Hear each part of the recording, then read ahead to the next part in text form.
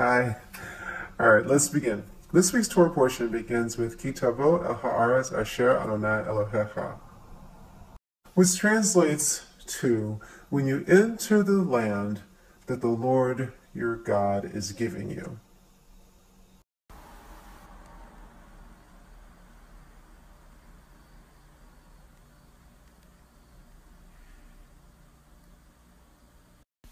All right, that was weird. But today we're going to look at immigration. Immigration is all over the headlines, so let's just take a look at what the Torah says about immigration.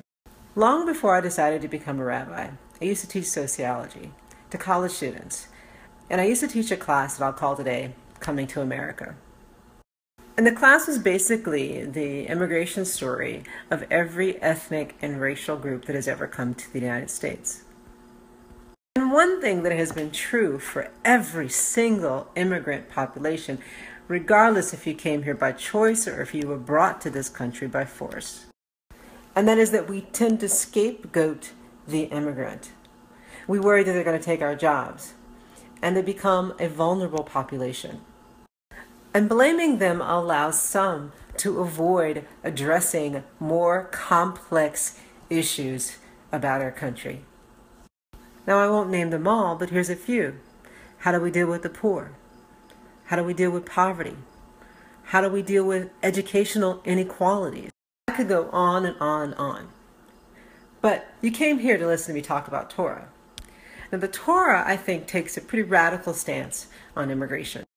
But this week's Torah portion in Deuteronomy 26 is basically a set of laws that we are to observe once we enter into the Promised Land.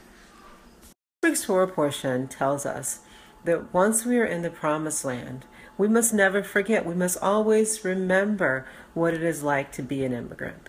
The Torah tells us that once the Israelites enter into the Promised Land, they must always remember and never forget what it was like to be an immigrant.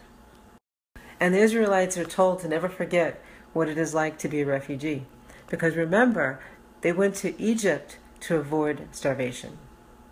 And we are to remind ourselves that this sense of permanence, that our permanent residency in the Promised Land came only after years of wandering in the desert.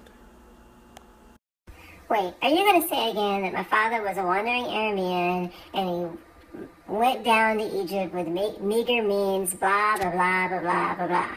Then after the meager means, he went on to make a great and populous nation. I wasn't going to, but thank you for bringing that up, because I'm still in that same section of the Torah. The other day, that the Israelites are to take their choicest first fruits and give them as a tithe to the priest. And God then wants us to say, I acknowledge this day before the Lord your God, that I have entered the land that the Lord, the Eternal One, assigned to our ancestors and gave to us. And a few lines down, the Torah says that the Egyptians dealt harshly with us and oppressed us. They imposed heavy labor on us. We cried and we cried to God, and God heard our prayers, saw our plight, our misery, our oppression. And then the Torah goes on to say that God freed us from the Egyptians, brought us to the Promised Land. And here we are in this week's Torah portion. We are instructed to give our fruit to the priest as gratitude, as a thank you to God. And then the Torah says that we are to enjoy all that we have with the Levite and with the stranger among us. And yes, the Torah's immigration story is that we must remember to take care of the stranger. Because we were once strangers in the land of Egypt, and everything we have, our freedom, is because of God. And that's all I have for today. Thanks for going on this journey with me.